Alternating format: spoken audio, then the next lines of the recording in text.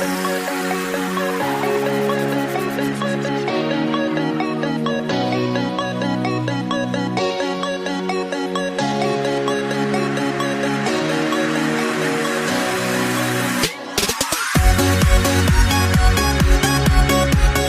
gracia de nuestro Padre Celestial, nuestro Señor Jesucristo, la participación de su Santo Espíritu, sea con vos. Damos gracias a Dios que nos permite continuar con este ministerio de llevar la palabra a los confines de la tierra. Oremos a Dios. Padre, gracias te damos porque tú nos has llamado con llamamiento santo. Padre, aquí estamos. Te entregamos a ti todo nuestro ser, espíritu, alma y cuerpo, sea guardado irreprensible hasta que vuelva nuestro Señor Jesús. Amado Dios, ponemos en tus manos la vida de nuestro hermano Juan Carlos, de su esposa, del pastor Jonathan, de su esposa, y todos esos corazones, Señor, que tú has llamado y que los has unificado en este ministerio, en la plataforma de Vida TV. Señor, gracia y paz sean derramados sobre sus corazones. Señor, gracias te damos, porque tú estás enviando a Juan Carlos y a su equipo de trabajo toda clase de productos de alta tecnología que él necesita, Señor. Todo, tú le estás enviando dinero en efectivo, Señor, para que Vida TV tenga más vida y llegue a más corazones. Padre, gracias. Te pedimos por este equipo de trabajo de Juan Carlos, gozo, salud, paz, trabajo, economía. Gracias, Señor, porque tus bendiciones son para Vida TV sobreabundantes. Te lo agradecemos todo en el nombre de nuestro Señor Jesús. Amén. Gracias y paz, mis amados hermanos. Vamos a ver una palabra hermosa. La palabra de Dios es hermosa. La palabra de Dios es alimento, es vida eterna. Le decían los discípulos al Señor: Señor, ¿a quién iremos? Tú tienes palabras de vida eterna. Amén. Y esta es la palabra de nuestro Dios. Palabras de vida eterna. Vamos a escudriñar el capítulo 8 de Romanos. Ya les he dejado de tarea leer todo el libro de Romanos. Lea, estudie el libro de Romanos. Es algunos eruditos, hermanos, a quienes Dios les ha dado ciencia espiritual, han catalogado el libro de los Romanos como la gran doctrina o la doctrina cristiana, como usted quiera, ¿sí? Pero es un libro muy hermoso, poderoso. Si usted nada más tuviera el libro de los Romanos y se lo supiera de memoria y lo tuviera en su corazón, nadie le va a poder engañar jamás. Nadie. Dice ahí el Señor Jesús que vendrán falsos cristos, falsos profetas, falsos apóstoles. Bueno, ya andan por ahí, ¿eh? Ya andan por ahí. No le digo dónde porque va a querer ir. ¿Dónde? Dime dónde está ese falso profeta. No. Engañarán a muchos, y dijo el Señor Jesús, aún, si es posible, a los escogidos. O sea, tengamos cuidado. Pero si en tu corazón está el libro de los Romanos, va a ser muy difícil que alguien te engañe, ¿sí? Ahora, hay gente que dice que ha cometido pecados que Dios Padre no puede perdonarlos. Yo lo he escuchado, ¿eh? Dice, no, mi hermano, mira, yo he cometido pecados que Dios Padre no puede perdonarme. Y yo les pregunto, bueno, ¿y por qué piensas? Por Dios.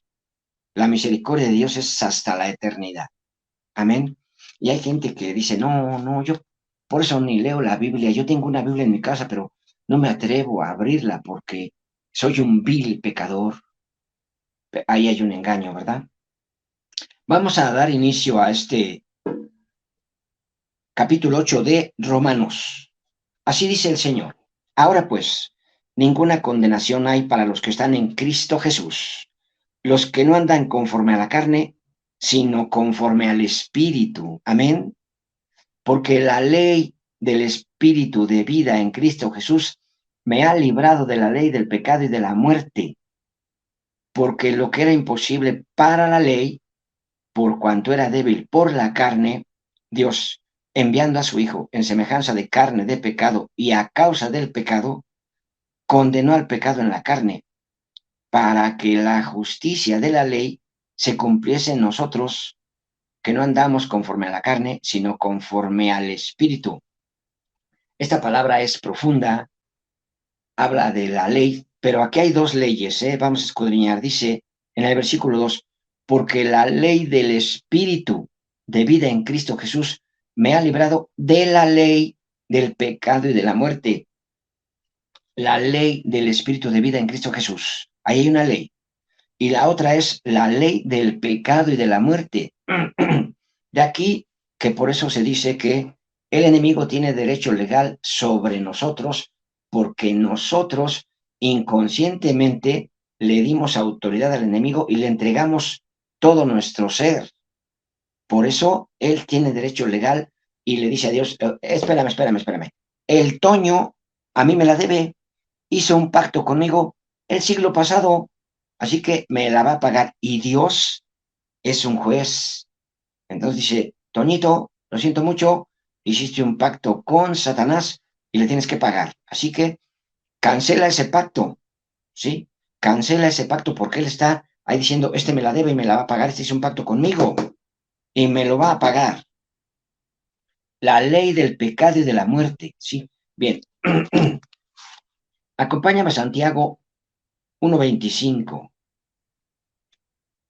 o escribe la cita, de todos modos lo vamos a leer.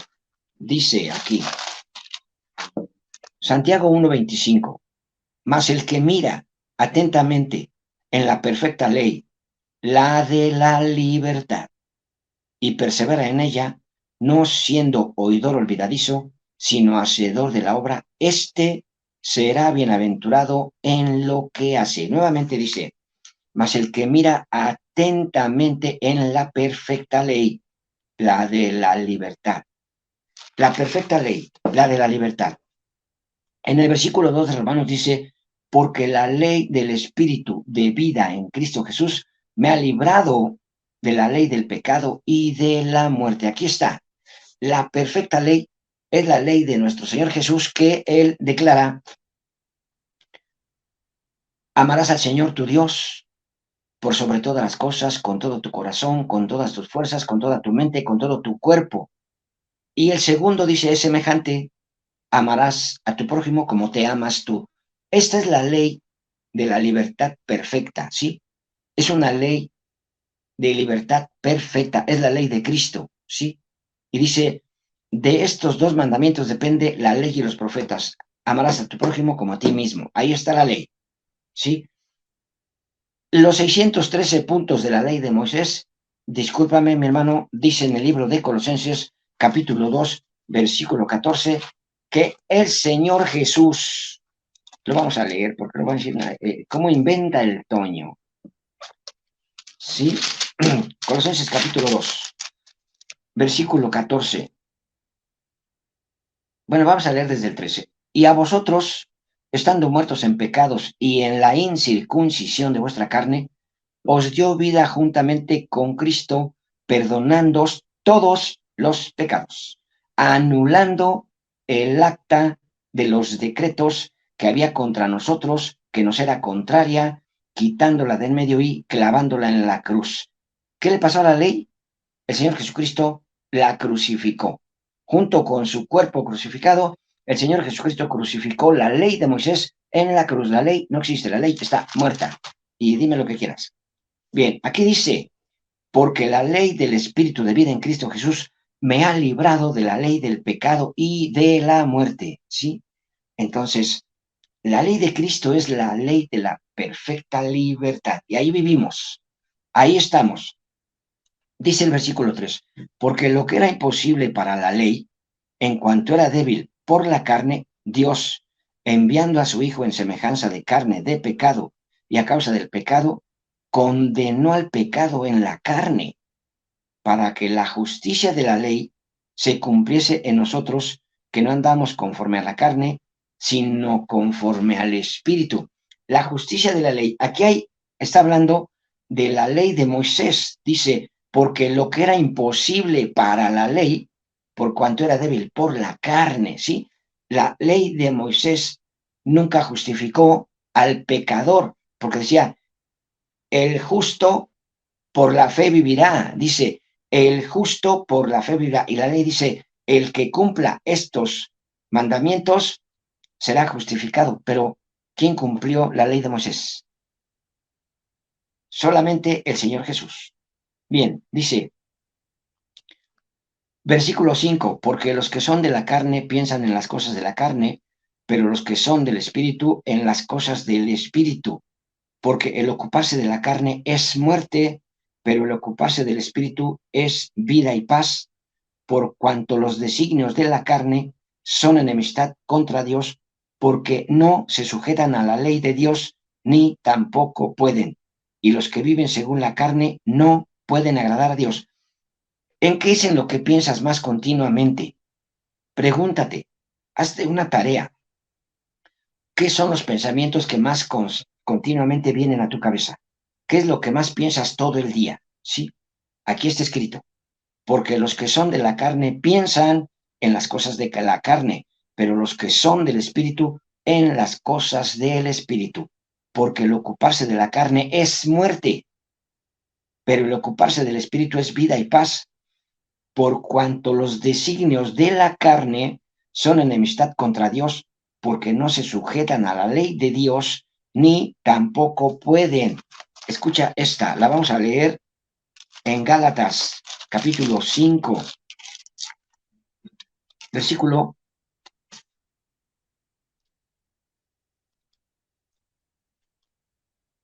17. Bueno, vamos a leer 16 y 17.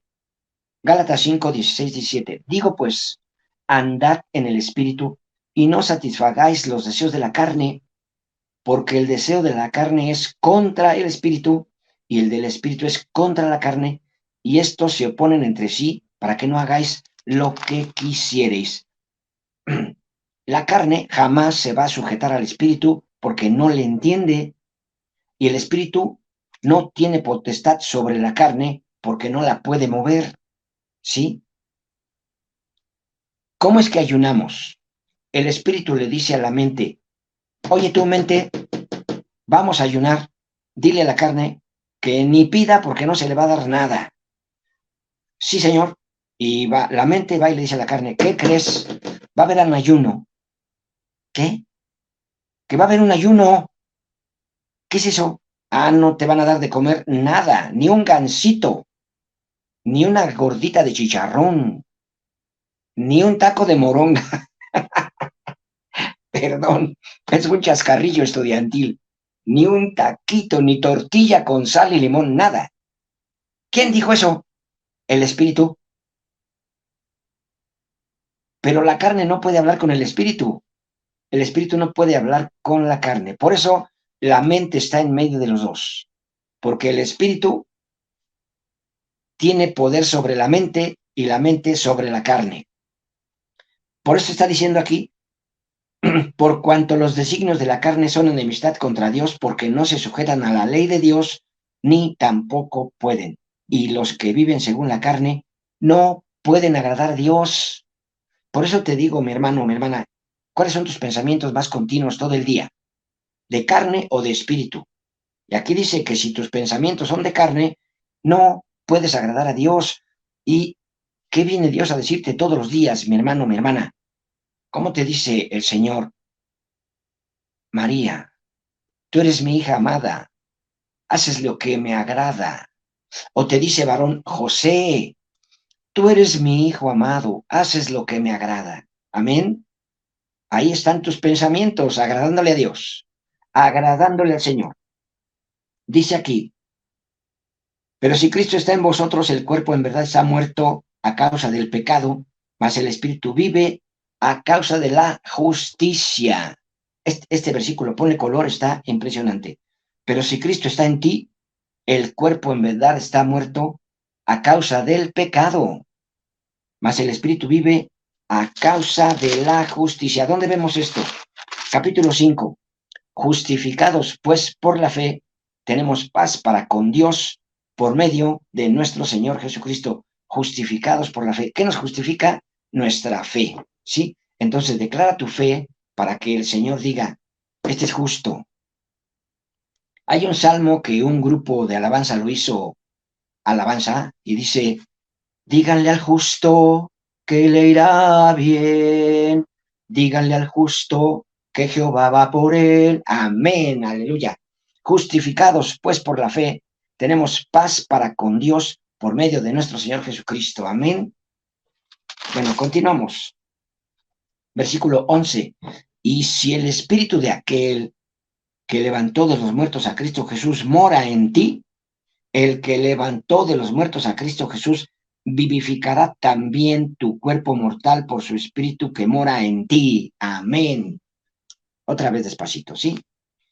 Y si el espíritu de Dios que levantó de los muertos al Señor vive en ti, el que levantó de los muertos a Cristo Jesús vivificará también tu cuerpo mortal por su espíritu que vive en ti. Aleluya. Vivificará, vivificará, vivificará tu cuerpo. El espíritu de Dios vivificará tu cuerpo, ¿sí? ¿Para qué? Dice aquí,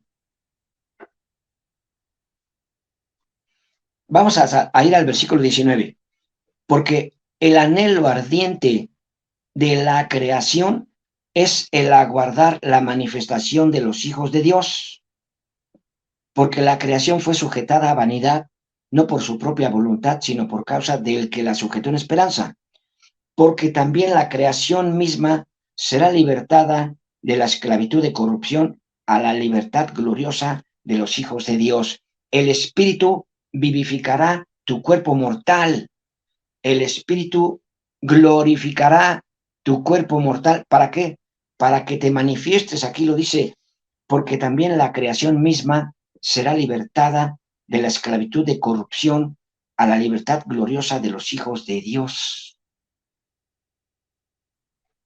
Esta escritura, mi hermano, a mí me hizo pensar por mucho tiempo, decía yo, bueno, la creación, estamos hablando de los planetas, de las constelaciones, las galaxias y todo lo que está ahí arriba.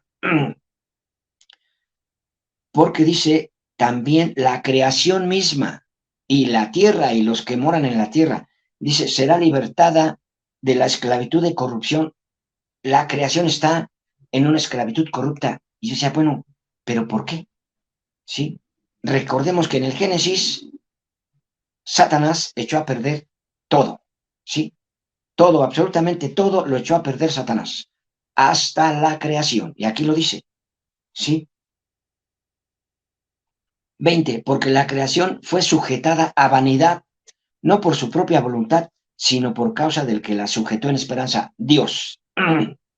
Porque también la creación misma será libertada de la esclavitud de corrupción a la libertad gloriosa de los hijos de Dios. ¿Sí? ¿Y qué está diciendo la creación? La creación gime, ¿sí? Dice, y no solo ella, sino que también nosotros mismos, que tenemos las primicias del Espíritu, nosotros también gemimos dentro de nosotros mismos, esperando la adopción, la redención de nuestro cuerpo, ¿sí? Ser liberados de este cuerpo de pecado. Dice el Señor Jesucristo, y por haberse multiplicado la maldad, el amor de muchos se enfriará. Por haberse multiplicado la maldad, el amor de muchos se enfriará. Esto ya está en aumento. Si no te has dado cuenta, la maldad está en aumento, ¿sí? Pero de ahí se agarran algunos pastores apocalípticos para sembrar miedo en las congregaciones, decir que va a ser terrible lo que viene a la tierra. Jesucristo lo dijo, ¿sí? Serán días de angustia y será tan terrible cual nunca ha habido una tribulación en la tierra, ¿sí? Entonces, estamos mirando que el enemigo está soltando poder para que la maldad se aumente. Pero aquí dice mi hermano, que el Espíritu Santo nos va a llenar de gloria, ¿sí? Para predicar el Evangelio a la última criatura. Eso dice el Señor Jesús. Y cuando el Evangelio del reino sea predicado a la última persona, entonces vendrá el fin. ¿sí? Eso quiere decir que tú y yo no estamos predicando el Evangelio, porque todavía hay mucha maldad. Y hasta que la última persona en la tierra escuche el Evangelio de Cristo, vendrá el fin. No sabemos cuándo, porque ni siquiera el Señor Jesucristo sabe cuándo. Y ya hay por ahí algunos eruditos que algunos hasta se dicen judíos, que hasta se atreven a dar fechas de cuándo es el arrebatamiento.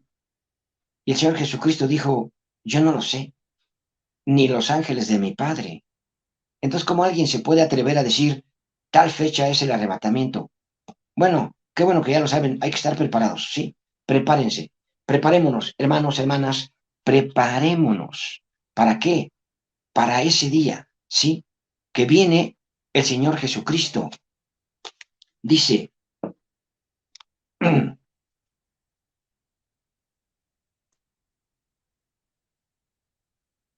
y sabemos, estamos en el 28, y sabemos que a los que aman a Dios, todas las cosas les ayudan a bien.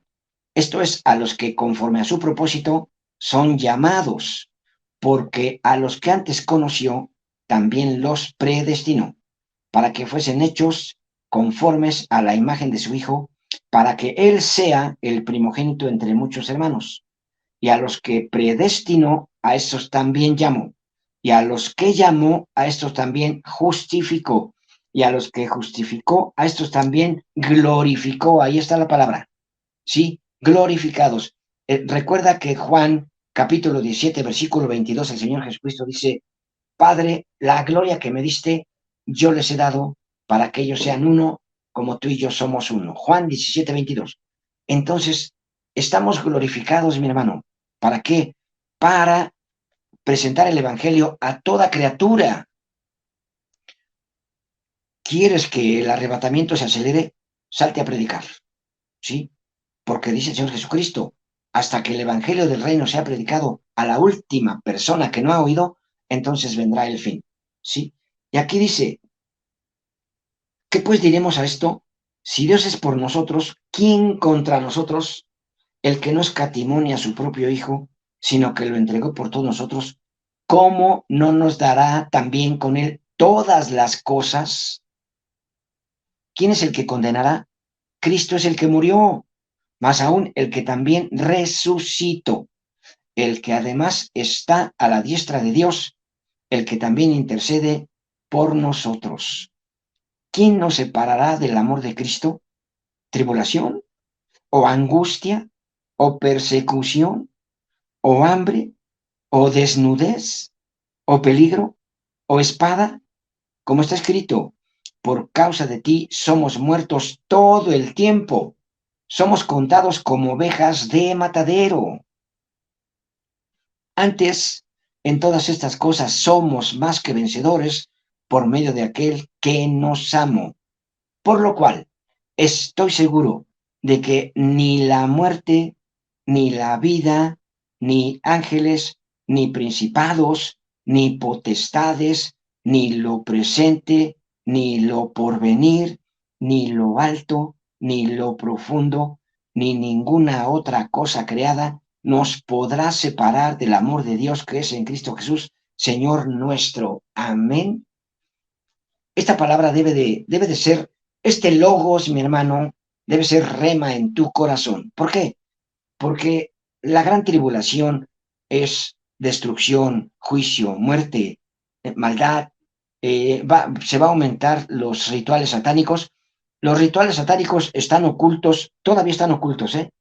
Pero los vas a ver en la calle a la luz del día, ¿sí? Sacrificios satánicos, ¿sí?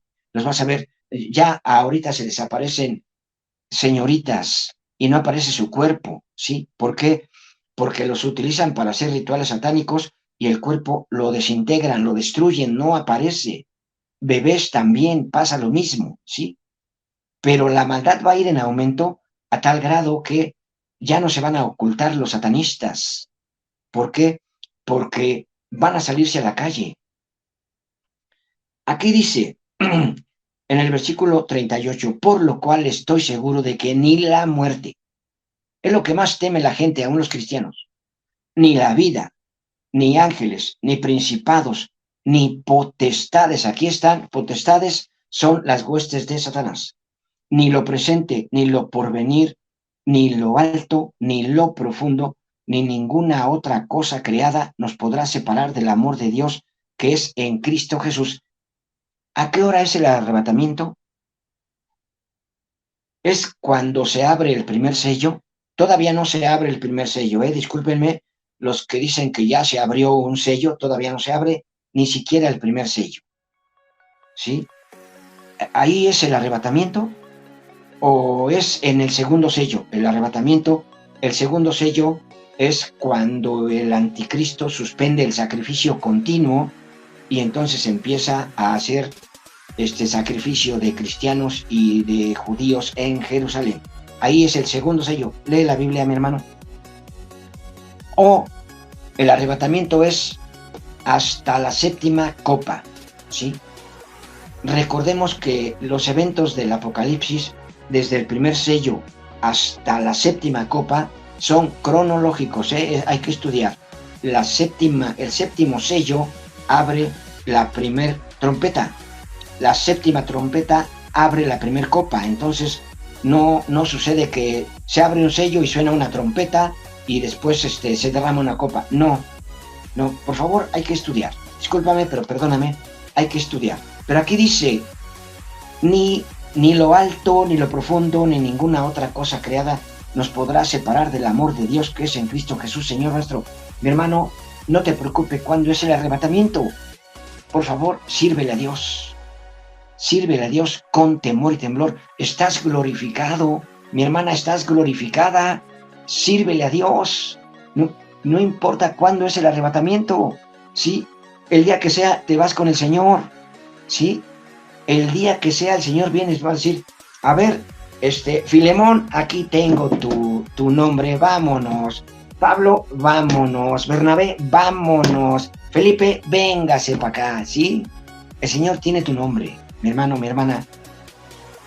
Hay que desaparecer el temor. El temor se convierte en pánico, ¿sí? Entonces, no hay que permitir eso en nuestra vida. Es por fe. Es por fe. El Señor viene por los escogidos. Aquí lo está diciendo, ¿sí?